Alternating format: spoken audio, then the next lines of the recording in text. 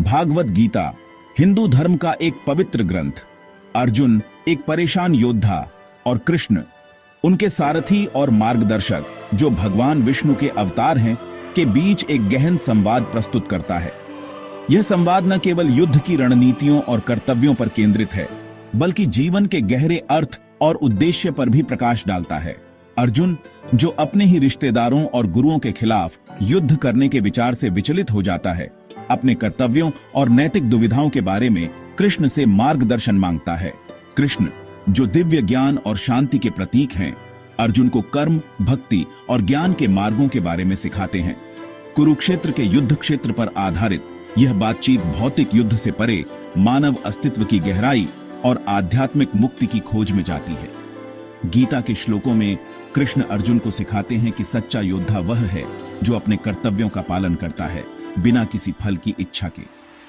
यह संदेश न केवल अर्जुन के लिए बल्कि हर व्यक्ति के लिए है जो जीवन की चुनौतियों और संघर्षों का सामना कर रहा है। गीता हमें सिखाती है कि कैसे हम अपने जीवन में संतुलन और शांति प्राप्त कर सकते हैं, चाहे परिस्थितियां कैसी भी हों। गीता, जिसका अर्थ है भगवान का गीत, हर व्यक्ति के लिए कालातीत ज्ञान प्रदान करती है, चाहे उनकी पृष्ठभूमि या विश्वास कुछ भी हो। यह ग्रंथ हमें सिखाता है कि कैसे हम अपने जीवन के उद्देश्य को समझ सकते हैं और अपने कर्तव्यों का पालन कर सकते हैं। गीता के श्लोकों में कृष्ण हमें सिखाते हैं कि सच्ची भक्ति और ज्ञान के माध्यम से हम आत्म साक्षात्कार और परम सत्य की प्राप्ति कर सकते हैं। यह ग्रंथ हमें यह भी सिखाता है कि कैसे हम अपने मन को नियंत्रित कर सकते हैं और अपने विचारों को शुद्ध कर सकते हैं। यह जीवन की जटिलताओं को नेविगेट करने और परम सत्य प्राप्त करने के लिए एक व्यावहारिक मार्गदर्शक के रूप में कार्य करता है। गीता हमें सिखाती है कि कैसे हम अपने जीवन में संतुलन और शांति प्राप्त कर सकते हैं, चाहे परिस्थितियां कैसी भी हों। यह ग्रंथ हमें यह भी सिखाता है कि कैसे हम अपने मन को नियंत्रित कर सकते हैं और अपने विचारों को शुद्ध कर सकते हैं। गीता के श्लोकों में कृष्ण हमें सिखाते हैं कि सच्ची भक्ति और ज्ञान के माध्यम से हम आत्म साक्षात्कार और परम सत्य की प्राप्ति कर सकते हैं। यह ग्रंथ हमें यह भी सिखाता है कि कैसे हम अपने मन को नियंत्रित कर सकते हैं और अपने विचारों को शुद्ध कर सकते हैं। चौथा अध्याय, जिसका शीर्षक ज्ञान कर्म संन्यास योग है, ज्ञान, कर्म और उनके सामंजस्यपूर्ण सह अस्तित्व के सार में जाता है। यह अध्याय हमें बताता है कि कैसे ज्ञान और कर्म एक दूसरे के पूरक हैं और कैसे वे मिलकर जीवन को संतुलित और समृद्ध बनाते हैं। कर्तव्य और इच्छा की दुविधा से जूझ रहे अर्जुन सच्ची मुक्ति प्राप्त करने के लिए कृष्ण का मार्गदर्शन चाहते हैं। अर्जुन की यह दुविधा हर इंसान की दुविधा है जो अपने कर्तव्यों और इच्छाओं के बीच फंसा हुआ है। कृष्ण अपने अनंत ज्ञान में ज्ञान और कर्म के मिलन के माध्यम से मुक्ति का मार्ग बताते हैं और यह भी समझाते हैं कि कैसे सही ज्ञान के बिना किया गया कर्म अधूरा है। इस बात पर जोर देते हुए कि सच्चा त्याग कर्मों को त्यागने में नहीं, बल्कि परिणामों से लगाव के बिना उन्हें करने में है। यह अध्याय हमें सिखाता है कि कैसे हम अपने कर्मों को निष्काम भाव से कर सकते हैं और जीवन में सच्ची शांति और संतोष प्राप्त कर सकते हैं। कृष्ण का यह संदेश आज भी उतना ही प्रासंगिक है जितना कि हजारों साल पहले था और यह हमें जीवन के हर पहलू में संतुलन और समरसता की ओर ले जाता है।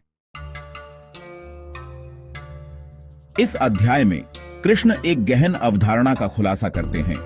दिव्य प्राणियों का अवतरण, जिन्हें अवतार के रूप में जाना जाता है, सांसारिक क्षेत्र में।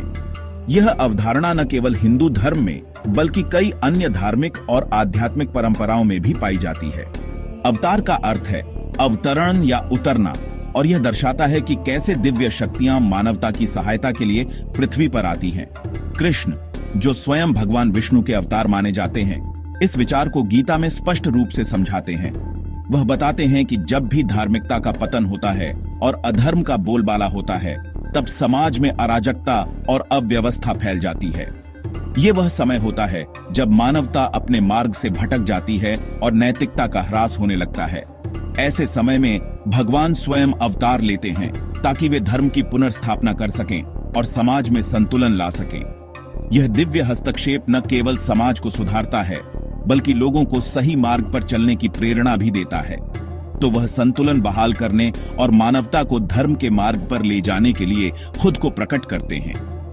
कृष्ण का यह अवतार न केवल एक धार्मिक घटना है, बल्कि यह एक गहरी आध्यात्मिक प्रक्रिया भी है।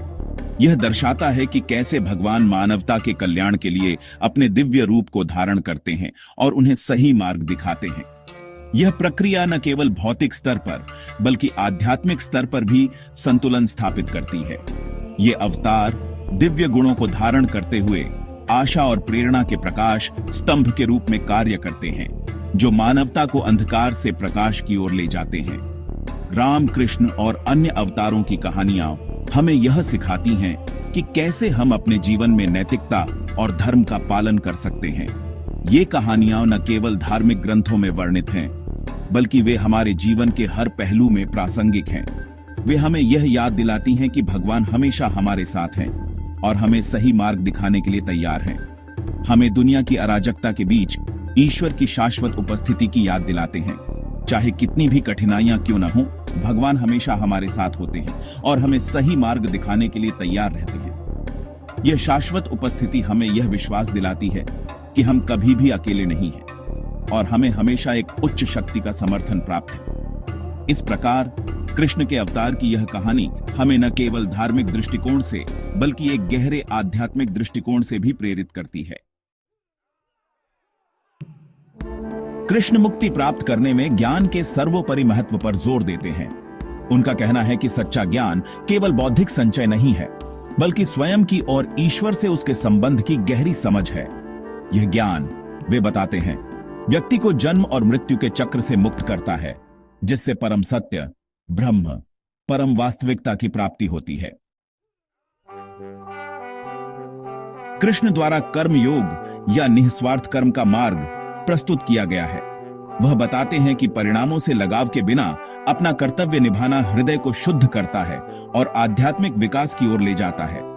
उनका जोर है कि वैराग्य का अर्थ निष्क्रियता नहीं है, इसके बजाय इसका अर्थ है जागरूकता के साथ कार्य करना और अपने कर्मों के फल ईश्वर को समर्पित करना।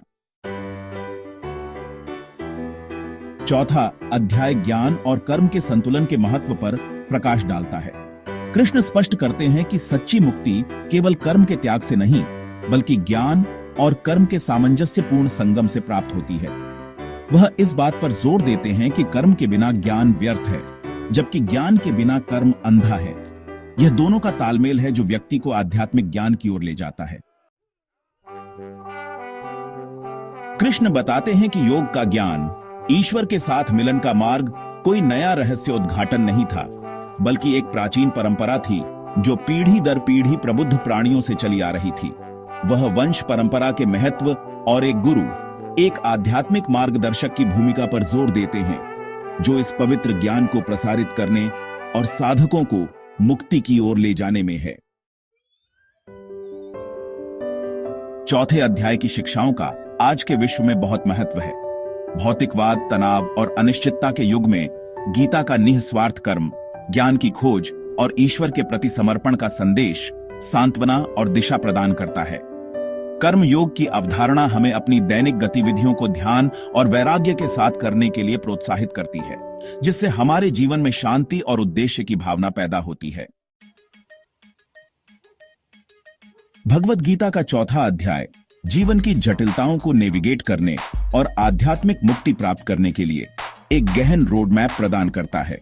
ज्ञान, कर्म और दिव्य उपस्थिति पर इसकी शिक्षाएं पीढ़ी दर पीढ़ी लाखों लोगों को प्रेरित और मार्गदर्शन करती रहती हैं।